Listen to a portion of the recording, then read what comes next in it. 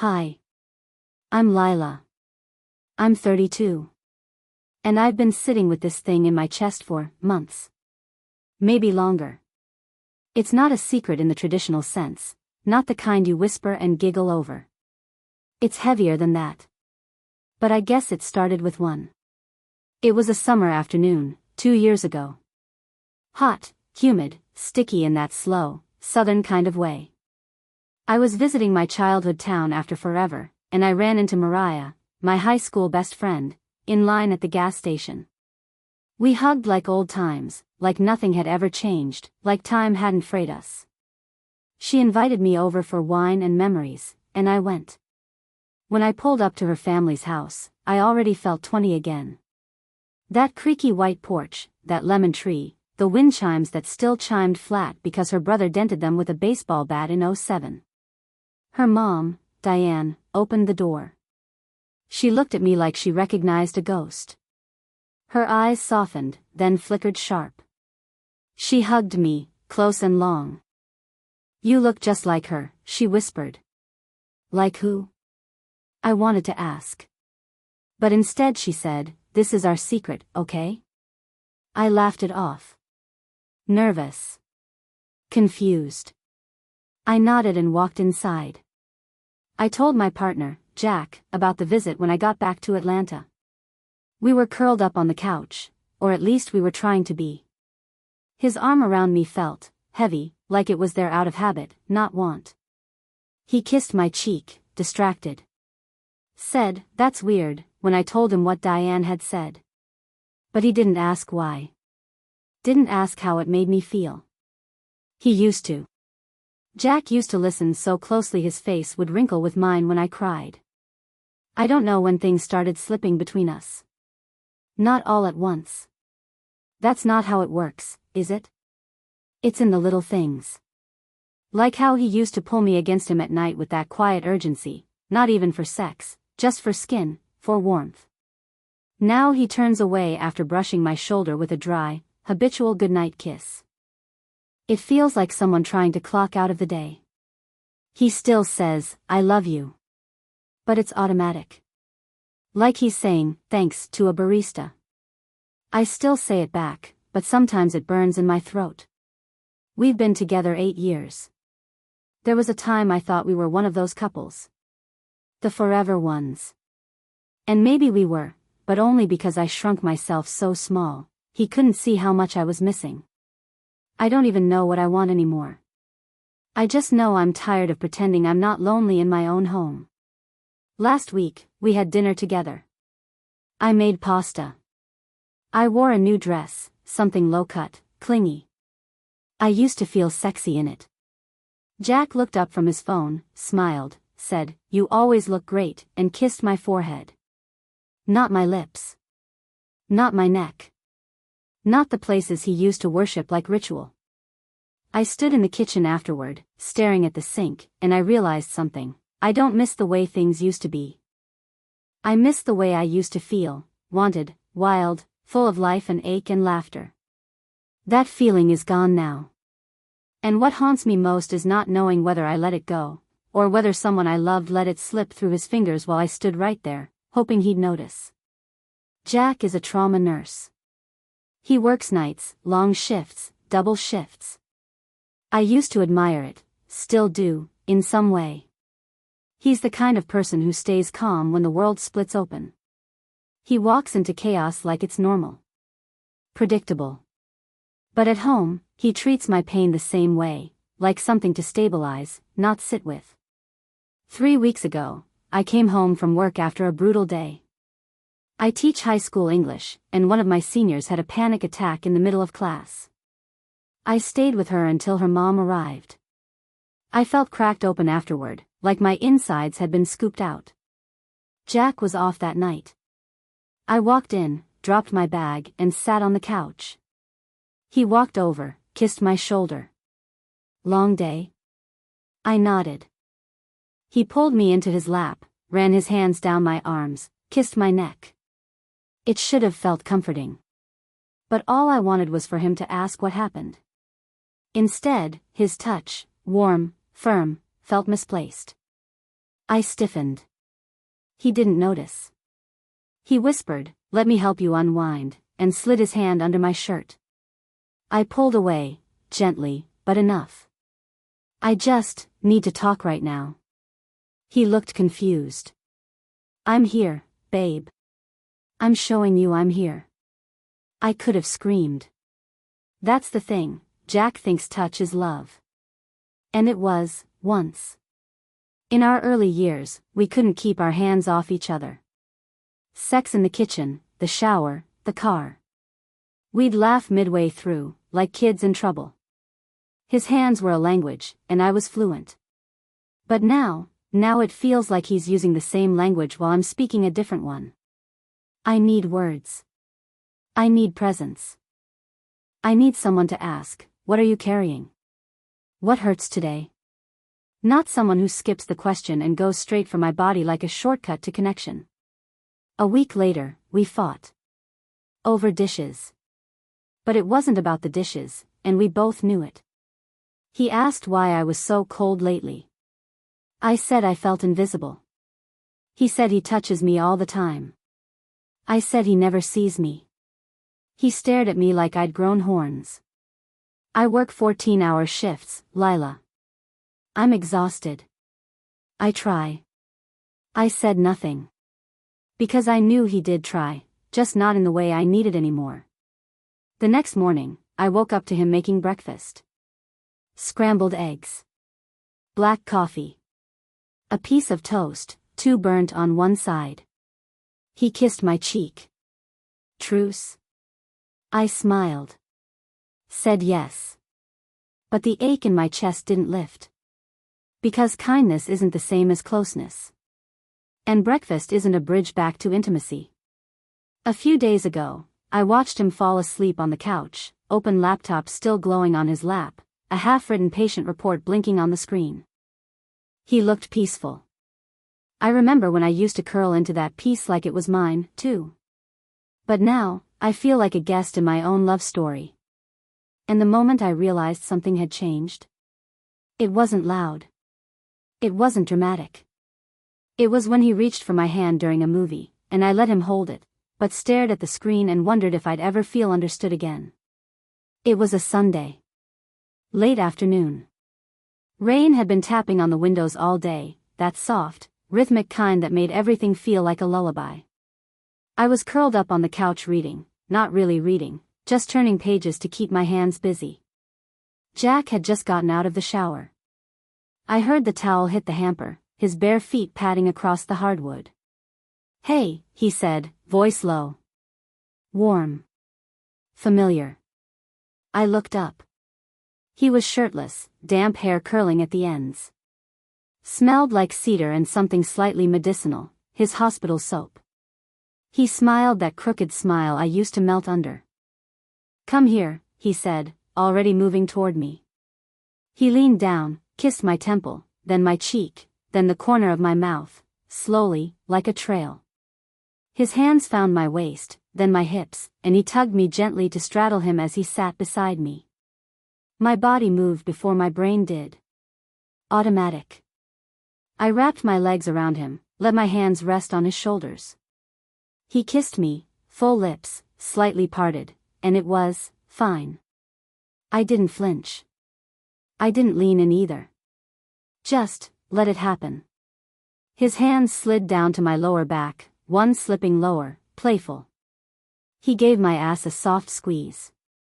Years ago, I'd giggle. Nibble his earlobe in return. Now, I stiffened. He didn't notice. Or maybe he did, but decided to push through it anyway. He kissed my neck. "God, you smell good," he murmured. "You always smell good." I wanted to say thank you. I wanted to mean it. But I couldn't stop thinking about the laundry I hadn't folded. The student emails waiting. The silence between us over dinner the night before. His mouth moved to my collarbone. His hands tugged at my shirt. I stopped him with a gentle touch to his chest. "Jack, I'm just not in the mood right now." He pulled back just slightly, brows furrowed. "Oh. Okay. You okay? Yeah, just tired. Long week. He nodded slowly, exhaled through his nose. Right. Work stuff. But his voice had cooled. A little. Like he didn't quite believe me. He reached out and brushed a strand of hair behind my ear, then kissed my forehead. You know I love you, right? I nodded. I love you too. And I meant it. In the way you mean something that used to live in your bones but now feels like an old photograph, real, but distant. I got up a minute later, said I needed water. Really, I just needed space. I stood in the kitchen, lights off, glass in hand, heart thudding. Not from passion. From pressure. And all I could think, louder than the rain, louder than my pulse, was, why does everything have to turn into sex? It was supposed to be a nice night. Jack made reservations at a little Italian place we used to love before the pandemic, the one with the candlelight, handwritten menus, and way too expensive wine we always pretended we could afford. He'd even ironed a shirt. Not just thrown something on. And when I saw him waiting by the car, smiling like he was trying, really trying, I felt something twist inside me. Guilt. Hope. Dread.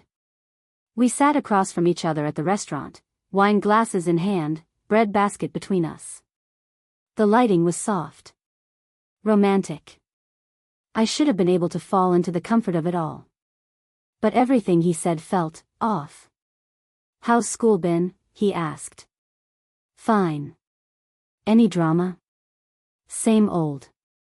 He tried again. You've been quiet lately. Just wanted tonight to feel special. I looked up.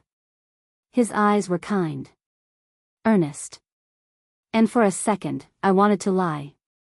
Smile. Say thank you. Be the version of me he still thought I was.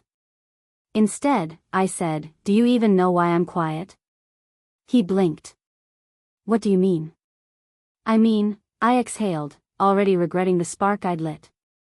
You touch me all the time, Jack. But you don't talk to me.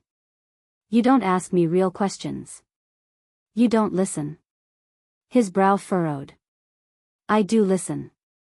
You never talk. I laughed, not because it was funny, but because something cracked. I don't talk because I stopped feeling safe doing it. You act like everything I say is just noise. You pat me, you kiss me, you grab my ass like that solves anything. And then when I pull away, you get distant. Now his voice tightened. So I'm the problem? I didn't say that. You kind of did. I could feel my voice rising, hands trembling slightly. And I'm sick of pretending we're okay just because we have sex once a week and eat dinner in silence. You don't see me, Jack. You haven't seen me in months. His jaw clenched. He leaned back, the warmth in his face draining. Jesus, Lila. I planned this night because I miss us. I'm trying. But if everything I do is wrong, then what's the point? That's when I lost it. Right there in the restaurant, candles flickering, the couple next to us pretending not to listen, I started crying. Not sobbing, but those quiet, shaky tears you can't stop once they start.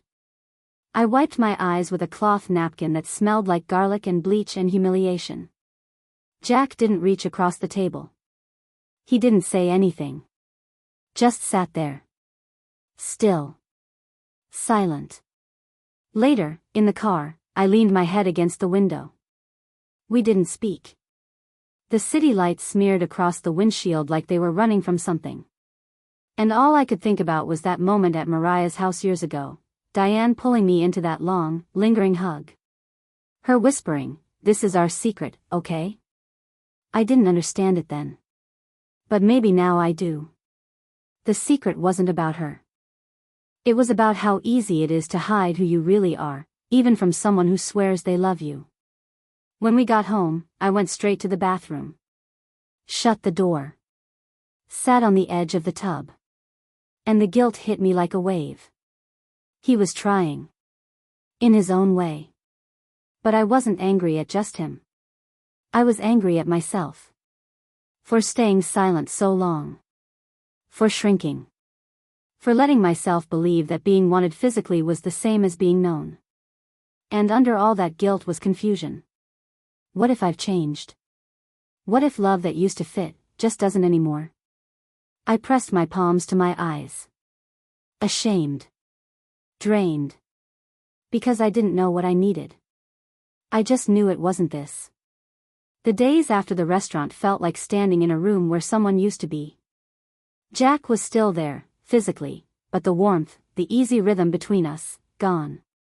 He'd come home late from the hospital, hang his scrubs on the same hook, eat leftovers without asking if I'd already eaten.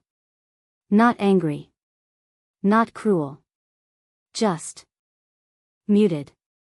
Like we were both trying to avoid a conversation we didn't have the words for. I caught him one night sitting on the edge of the bed, staring at nothing. His hands were clasped together, knuckles pale. He didn't look up when I entered. "You okay?" I asked gently. He nodded. Then, after a beat, tired. I wanted to sit beside him. Lay my head on his back. Whisper, "I miss you." But I didn't. I just got into bed, pulling the blanket up like a shield. I started noticing the smallest things. He didn't play music in the mornings anymore while making coffee. He didn't rest his hand on my thigh while driving. He stopped saying, "Love you," before leaving for work. But what hurt the most? He looked like he was grieving, too. That haunted me. Because I wanted to blame him, but how could I? We'd both slowly let go of each other while still holding hands. One night, I opened our old photo folder. Clicked through birthdays, camping trips, grainy Polaroids from drunken nights. There was one of us on our 5th anniversary, standing on a bridge in Asheville, cold wind in our hair. I had red lipstick on. He was kissing my cheek, his arms wrapped tight around my waist. I looked so happy. He looked in love. And I thought, where did that girl go? Where did that version of us go? A few days later, I found a note in the laundry basket. It wasn't for me, just something Jack had scribbled on a post-it, probably half asleep. Call Mom. Reorder gloves. Ask Lila if she wants to do the cabin this fall. Ask Lila if she wants to do the cabin. As if I were a distant relative. I held the note for a long time, fingers trembling just slightly. Because I did want the cabin. I wanted the lake and the fireplace and the chilly mornings in bed. But I wanted it with the version of us we used to be. Not this. That night, I sat across from Jack at dinner. He was scrolling through emails, barely eating. And I stared at him, really stared. At the worry lines on his forehead. The scar on his wrist from moving the broken mirror. The faint gray in his hair. I realized something, he wasn't the villain. He was just tired. And maybe just as lost as me. "Jack," I said, voice trembling. He looked up. Eyes soft. Guarded. "Yeah?" I opened my mouth. Closed it. What was I even going to say? "I miss us. I feel like a stranger in your arms. I don't know if I want to stay, or if I just miss who we were." Instead, I just said, "Do you still want this?" He stared at me. For a long time. Then nodded. Slowly. "I don't know how to fix it, but yeah. I do." And I realized. I didn't know either. But the ache in my chest wasn't hate. It wasn't even anger anymore. It was longing. Longing for connection. For realness. For hope. That night, I lay awake in bed, both of us on our sides, backs facing each other, and I whispered into the dark, "I don't know if I can keep feeling this alone." He didn't respond. I didn't know if he was asleep or just choosing silence. But the next morning, he made me coffee the way I like it. With oat milk. 2 stevia. No cinnamon. He hadn't done that in months. And I sat at the kitchen table, hands wrapped around the mug, and asked myself, do I want to try again? Or do I just want to stop feeling empty? I didn't have the answer yet. But for the first time in weeks, I wasn't sure the story was over. 2 weeks passed. We didn't fight. We didn't fix it. We just floated. Like two ghosts in a house that still smelled like shared memories. I thought about talking, really talking, every day. But I was afraid. Afraid if we tried, it would all fall apart. Afraid if we didn't, it already had. One Friday night, I walked into the living room and found Jack asleep on the couch. TV still on. Socks mismatched. One hand resting over his chest, like his heart was sore. I stood there for a while, arms crossed, watching him breathe. And then I sat down quietly beside him, leaned back, and let my shoulder touch his. Just enough. After a moment, he stirred. Looked over. Blinking. Sorry, he mumbled. Didn't mean to fall asleep. It's okay. We sat in silence for a beat. Then I said it. Quiet, scared, but honest. I don't think this is working anymore. He didn't flinch. Didn't defend. Just let the words land. I've felt it too, he finally whispered. For a while. We didn't cry. We didn't shout. We just knew. He pulled me into a hug, slow, careful, like something delicate between us was breaking for good. His hand cradled the back of my head, fingers pressing into my hair the way they used to when he kissed me after bad dreams. But there was no kiss. Just that long, still embrace. Like two people saying goodbye without needing to say the word. I spent that night in the bedroom. He stayed on the couch. Not because we hated each other. But because something inside us had gone quiet. Too quiet to reach across. The next morning, he made coffee. Black for him. Oat milk, 2 stevia, no cinnamon for me. We drank in silence. No promises. No pleas. Just the slow, gentle knowing. Some love doesn't end in rage. Some love just slips away. Unnoticed until you realize you're holding hands out of memory, not meaning.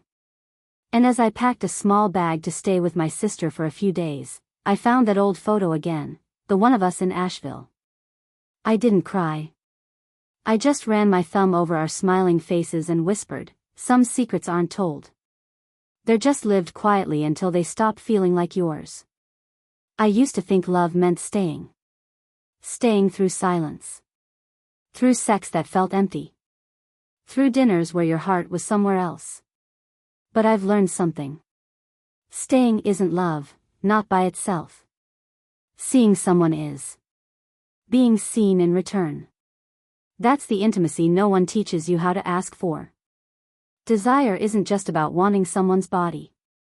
It's about wanting to be known by them, to be felt in the room even when you're not speaking. To feel like your sadness matters.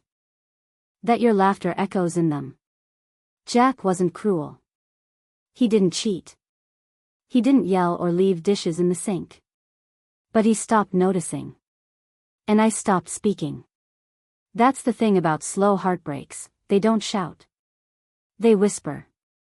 They wear your name so quietly you forget it's yours. I still love him. In the way you love a place you've already moved out of. You remember the windows, the sound of the floor at night, the way the light hit the walls at 6 p.m. But you don't live there anymore. And that's okay. Because I know myself now. Not just who I was in the relationship, but who I am without it. Someone who won't confuse physical closeness with being understood. Someone who won't shrink to keep things peaceful. Someone who craves truth more than comfort. So, no, this isn't a story about rage or betrayal. It's about quiet disconnection. The kind you don't notice until you're sitting across from someone you love and realizing.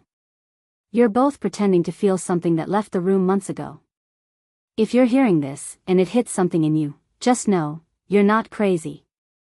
You're not broken. You're just waking up. And sometimes, The most honest kind of love is the kind that lets go.